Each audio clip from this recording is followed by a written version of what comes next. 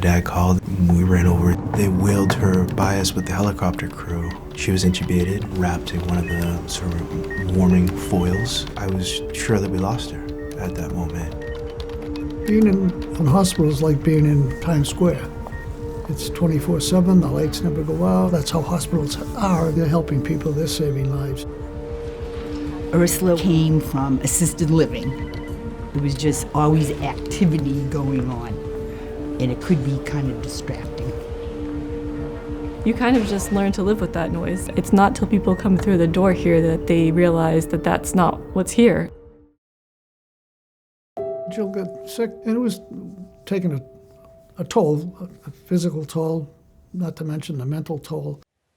Within the first hour that they're here, you see them take this nice deep breath and go, I see. This is why we made the transfer. This is why we got in that ambulance to come here.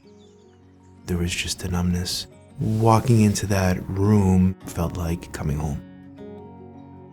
A calmness just came over her after the first couple of days when she settled into a new environment.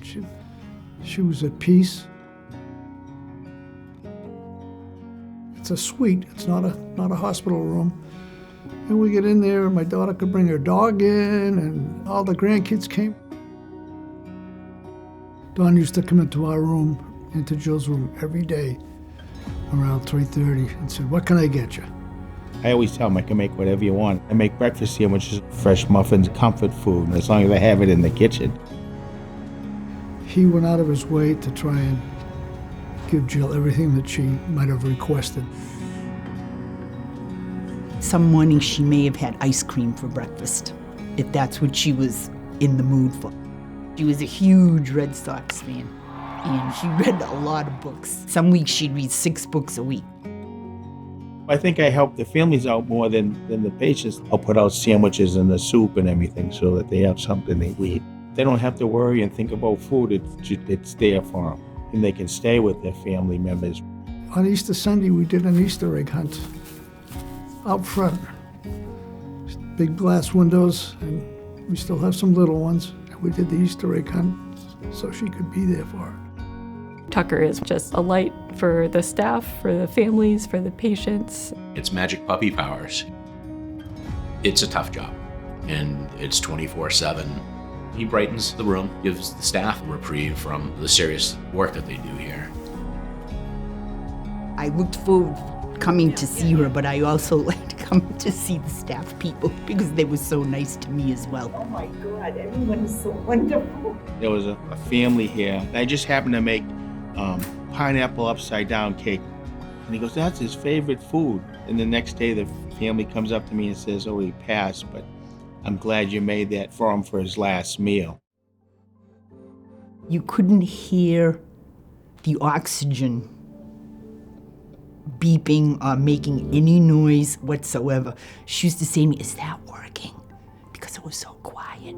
It's all by design to make sure that people can feel at home here and not feel like you're in a medical setting, but also know that if and when that medical care is needed, it's right there.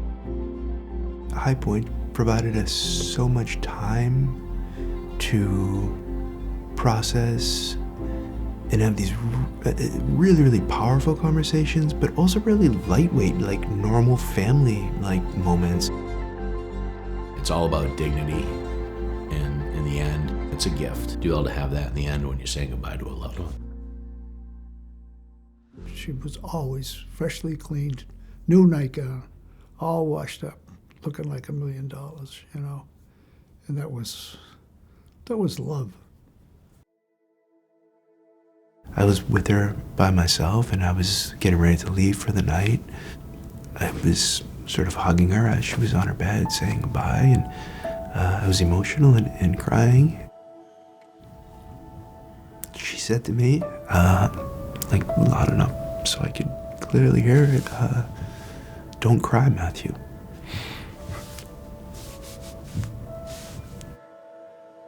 My dad said, I'm gonna spend the night here tonight. And he did.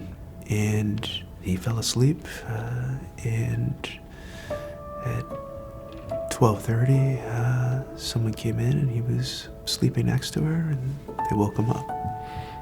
And they said, she's gone. So, just so powerful that she was able to die next to him.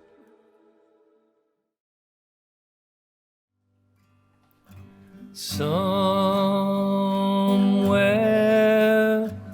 over the rainbow, Nothing ever ends poetically. sky It ends, are blue and we turn it into poetry.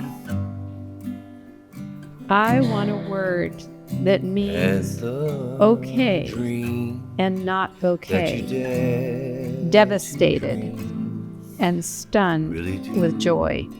come true. You could never, ever put a price tag on what that was worth.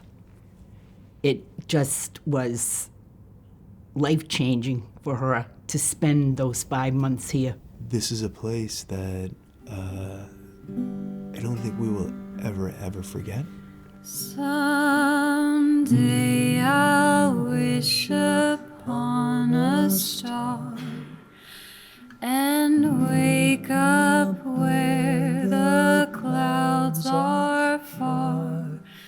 Jill was a wonderful person. She lit up the room, everybody that went in to see her. She's really somebody I'm not ever going to forget. Troubles melt like The nurse said to me, Bill, I never go into Jill's room without thinking about her.